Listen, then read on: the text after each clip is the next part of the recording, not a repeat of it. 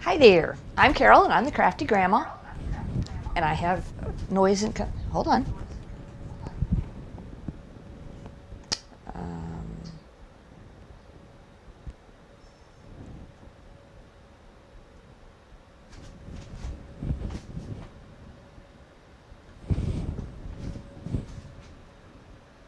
There we go. No, I don't know how to use buttons. There we go. Now we're all better. Sorry about that. I thought I had the mute button hit. I apparently didn't.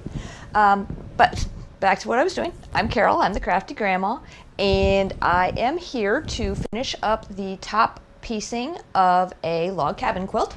This we started it yesterday, and as I said, I've been saying all along, I don't do everything perfectly and I don't follow patterns very well. So basically I try and figure out how to make a quilt all on my own and the different things that I can do. You're not expected to follow along with me point by point. You can do whatever you want. That's what I want to do. I want to encourage you to do what you want using what you have available to you. So I have had this jelly roll that I was given, and I didn't use jelly rolls or charm packs all that much prior to starting my live video or my YouTube and Facebook activities. Most of the time I have quite a bit of fabric available to me in a range of colors, and I would pull out a book and I'd religiously follow every little thing the book said, and I still like to do that. I have the Quilters Academy series that I love to death. They actually helped me learn how to do a lot of things more precisely. I have a kitty cat hanging around at my feet, so if I look down, please forgive me, that's what's going on.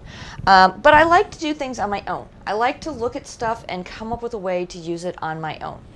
So yesterday over the weekend, what I had done was I had designed a log cabin, and I did it on a piece of paper, not with fabric.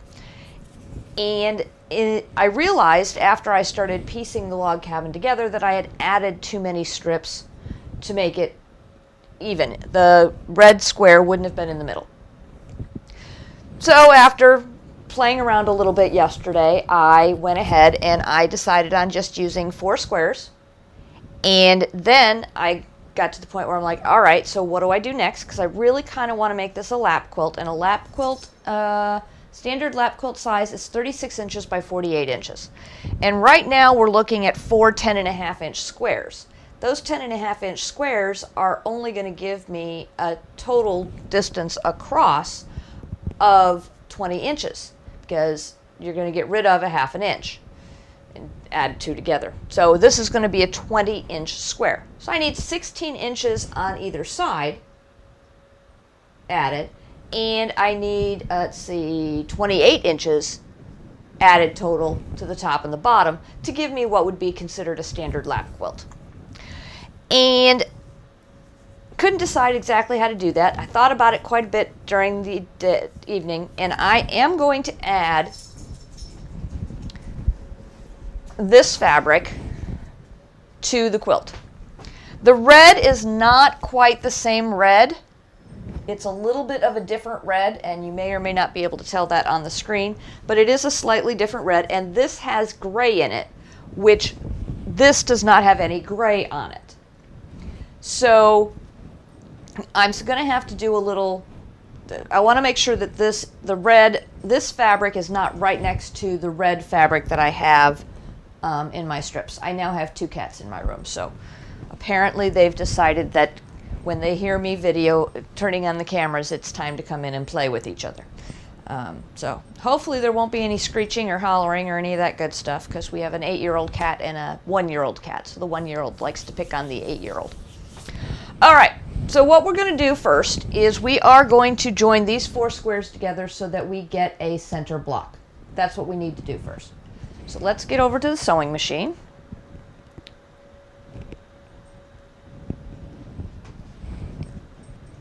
And I'm going to take these with me. And I'm putting them so that I can piece them the way I want them to be joined, so that I can nest my seams correctly. All right, sorry that took so long. I forgot to put on my thing. So my machine was turned off for the evening, and I need to reset it. My machine happens to have a favorite setting, so I just go to my favorite and I put my piecing stitch in. My piecing stitch is a 1.5 stitch. So instead of, this machine is standard is a 3.0 stitch. I have cut it in half. If you're just starting out quilting, I would encourage you not necessarily to go down that low, because you will be tearing things out more frequently. Or if you're like me and instead of tearing things out, you just say, okay, this quilt doesn't work, and move on to the next thing. Then you don't need to worry about how long your stitch length is. Okay, so I want to stitch this way. Okay, so now I do have a seam on this side, so I am going to turn it over so that the seam is on the top, and I make sure that I do not flip that, because I'm sending it into the machine the other direction, so it may try and flip on me. Oh, needle down position. My machine automatically defaults to a needle up position. That is not what I want. I want it in needle down. All right, let's see. I'm going to get these all straight. Okay. I am using a 1/4 inch piecing foot. I still have issues with 1/4 inches for some reason. I stitch a fat 1/4 inch. I switched my thread so that I use a 60 weight thread instead of the standard 50 weight. The bigger the number, the thinner the thread. And still, I have issues with my 1/4 inch being fat. And when I say fat, I'm not talking like a full another 1/4 inch. I'm talking a very minuscule amount. But you can see how many seams there are in a log cabin. So if I had been off by even a 1/16 of an inch here, if I'm off a 1/16 of an inch there also, now I'm off a total of an 1/8 of an inch. If I'm off a 1/16 here and a 1/16 here, now we're talking a full 1/4 inch off, and this piece would never match to the next one down, because everything would be off. So even a minuscule amount, when you're doing something like a log cabin, you need to be very aware of, because as you go along, it just gets bigger and bigger and bigger and causes more and more and more of a problem. And this includes not only your seams, but it also includes your cutting. If you're cutting, when you're cutting your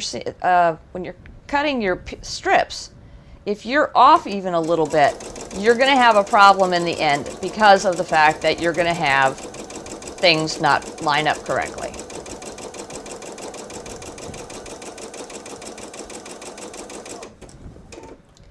Okay, and do we have a seam on here? We do. So we want to make sure that we sew with the seam up.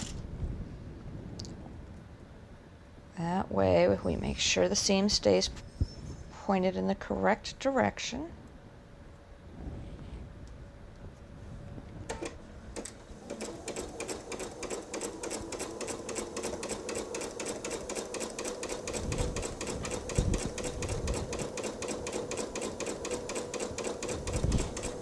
If you don't have one of these, that's fine. It's not a big deal. When you order Asian food the next time, take one of the chopsticks. Don't use it to eat with, and use it as your guide for your sewing machine.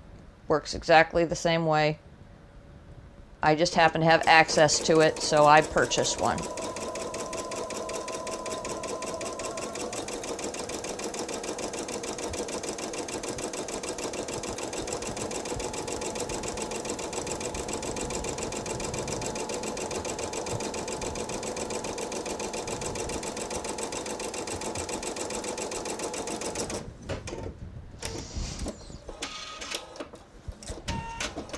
Okay, let's go talk about nesting seams. Let's see here.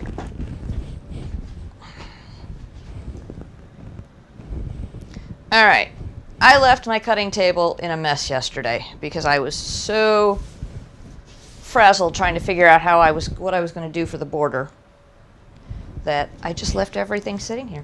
Okay, scissors that do trimming.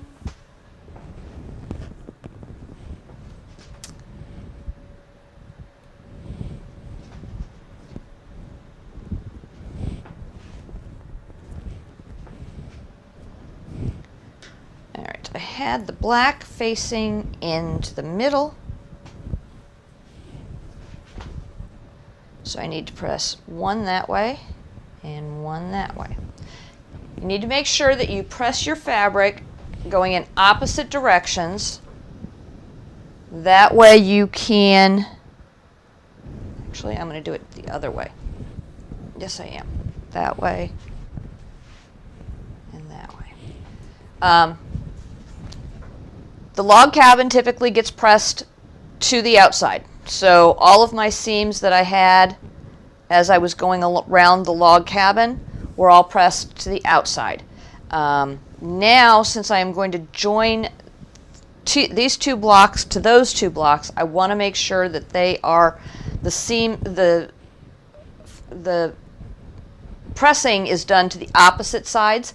That way the seams can nest together and I can get the point really sharp where they join together. All right.